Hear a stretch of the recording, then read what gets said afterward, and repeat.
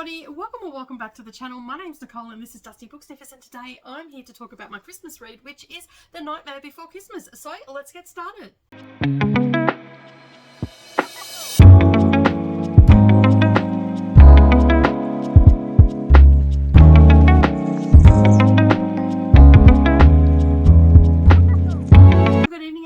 And welcome back to the channel. Thank you for taking some time out of your day and spending it with me.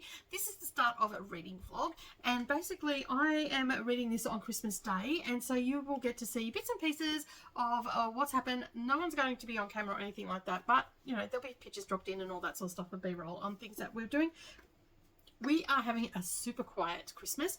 We're not having the big feast or anything like that, but I have been doing some cooking in the background. So I will share all of those things that I'm doing with you, and hopefully you will enjoy this little vlog. But my main purpose is to start this today, which is The Nightmare Before Christmas by Sarah Raish. And I'm really looking forward to reading this. It's going to be a nice little Christmas read. Now, I believe that this is a romance, and basically we have Cole, who is the next in line, I guess, to be Santa, and he yeah, is not too enthused with his family and stuff like that. And then we also have Hex, who is deliciously handsome, and basically he is the Prince of Halloween. So these two obviously come together, and I guess we're going to have some Christmas shenanigans, but it is before Christmas, so I'm excited to basically start this and get it done. And this was a lovely gift from the lovely Jessica from this Kiwi, and I'm looking forward to reading it. I've been saving it for Christmas Day, so I'm going to probably get most of it read today. I do have sprints and whatnot, so I should get a lot of it read today, but if I don't finish it, then I'll finish it up tomorrow and move on to my next book. But for now, I'm going to get stuck into this, and I'll check in as much as I can between between sprints and how far I get along and all that sort of stuff. But I'm actually going to curl up in the lounge room with the aircon because it's incredibly hot here today, so I don't want to sweat it out here in the library. So I'm just going to be ducking in and out and getting this sorted while doing a little bit of cooking and all the things, getting ready for my Mississippi pot roast for dinner. All right, I'm going to head off and I'll check in when I get to about 25%.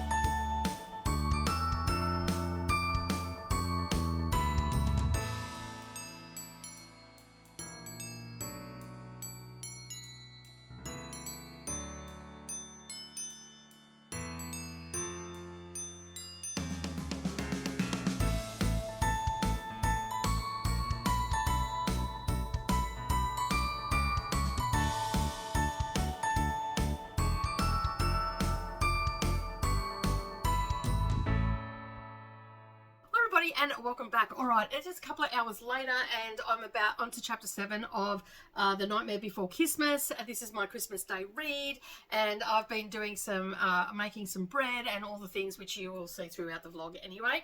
But I started reading this, and as I said, I'm up to chapter 7, and I didn't know what I was expecting. But anyway, we have essentially all the holidays are like royal families, okay? And we have Easter and Christmas and Valentine's and all the things that go Halloween, and that's how we have these princes. Okay, so we have Cole, who is essentially Christmas's child, that he is the first in line to inherit his dad's job, and he's a bit of a stuff-up, to say the least.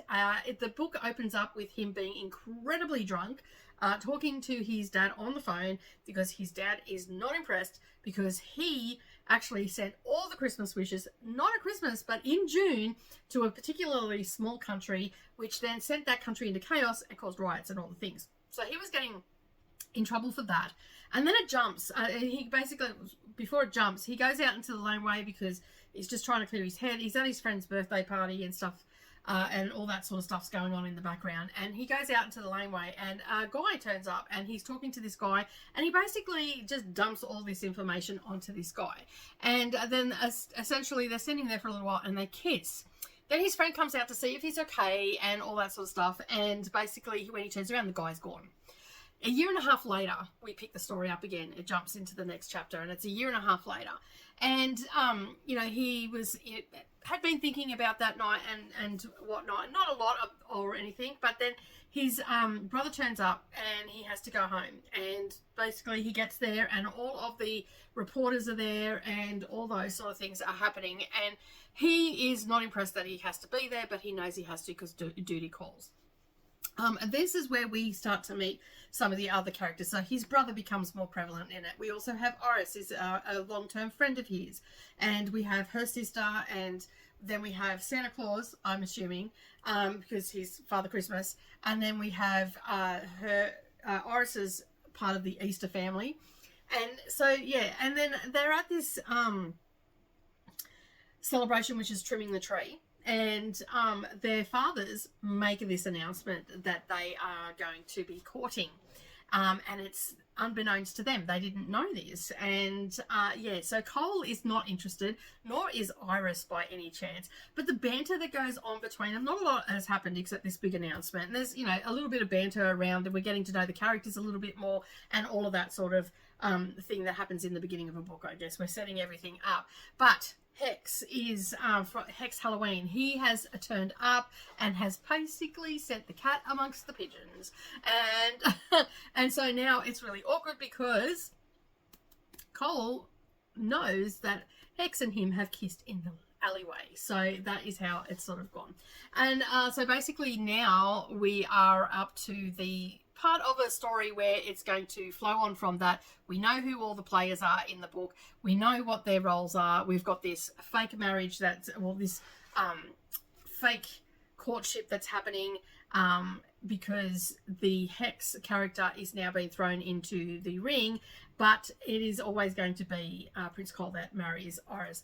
And she's doing it out of duty, and you know, and it's not sitting well with the characters, but I'm just having a great time with the banter. There's been a couple of laugh out loud moments throughout the book as well. We just throw away comments and all the things, especially when they're texting one another, because there's sections where Chris, Cole and Iris are texting one another, and there was a whole thing about what they were naming the group, and just all the names that they were coming out with for the group. The group chat was quite hilarious and was making me giggle. I don't know, like, I wouldn't say it's a phenomenal read right now, but I'm having a fun time, and that's all that matters, that I'm having a fun time on Christmas Day with my book, and all the things that go with that. All right, so essentially I'm going to keep reading this. I want to finish this today. We're on our third sprint. We've been sprinting for about 6 hours. The first sprint I spent with the girls, and they've gone off to do their stuff with their dad and everything now.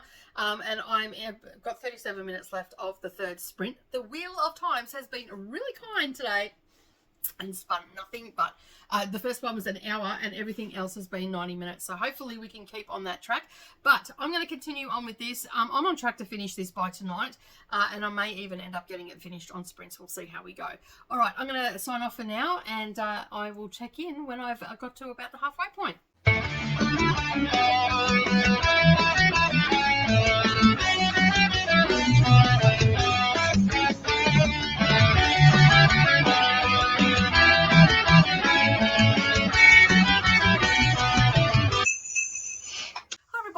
welcome back. Alright, I'm here to do a little bit of a wrap up, a little bit late. I did end up finishing this on Christmas Day, but I forgot to talk about it the day after. So, The Nightmare Before Christmas is a lovely little sweet romance between the Prince of Christmas and the Prince of Halloween, and I just had a great time, you know, doing the things, sprinting, doing all the things that I was doing on Christmas Day and listening to this as well. So I was super chuffed to have got this from Jess, and so thank you, Jess. I really had a great time on Christmas Day reading this.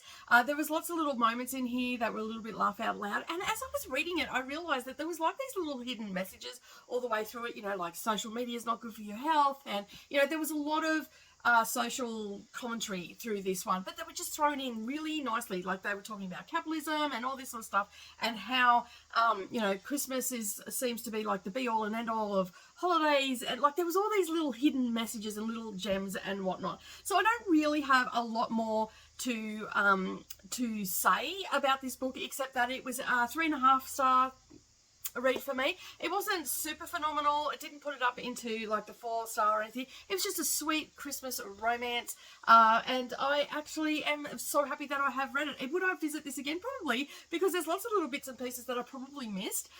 So even though it is a 3.5 star rating, that's, in my opinion, still a really good book.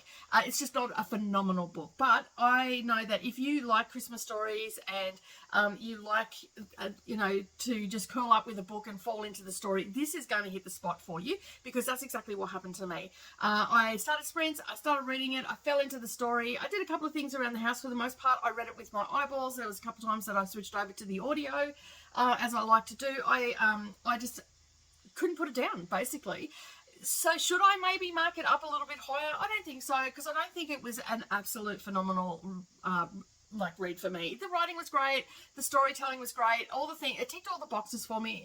It just wasn't up there for a 5-star. And generally with my romances, I'm pretty critical when I read them.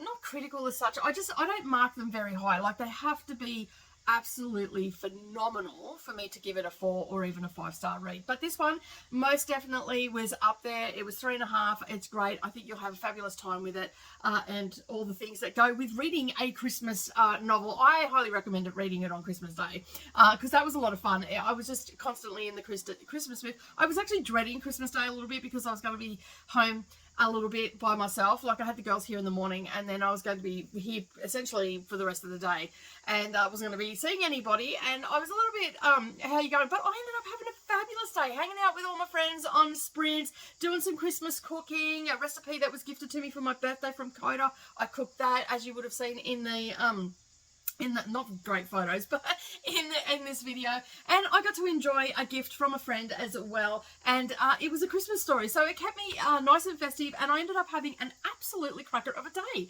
So thank you to everybody that joined me on Christmas Day and Christmas Eve for sprints. It was great. Thank you so much. You have no idea how much that made my day. So again, if you like a Christmas story and like to be in the mood and like a little bit of, you know, intrigue about it was set up like royal family, so it was really good. It was really good. So basically 3.5 star rating from me, and I am going to call it on this video. So I just, like, as I said, I'd like to say thank you to everybody that spent time with me during sprints. It was an absolutely cracker of a day. Now, if you've been here for a while and you haven't yet subscribed, make sure you hit that subscribe button down below and turn it to all notifications, and then hop, skip, and a jump over to the like button and give this video a thumbs up. If you're feeling chatty today, leave me a comment down below. If not, just leave me a stack of books so I know you've got this far, and a Christmas tree with it as well. And of course, if you like this content and would like to see more, then you can head over to my Patreon. All that information is also linked up down below. But as always, I hope that you're having a fabulous day no matter where you are. Remember to keep turning those pages, and I'll see you in the next video. Bye for now.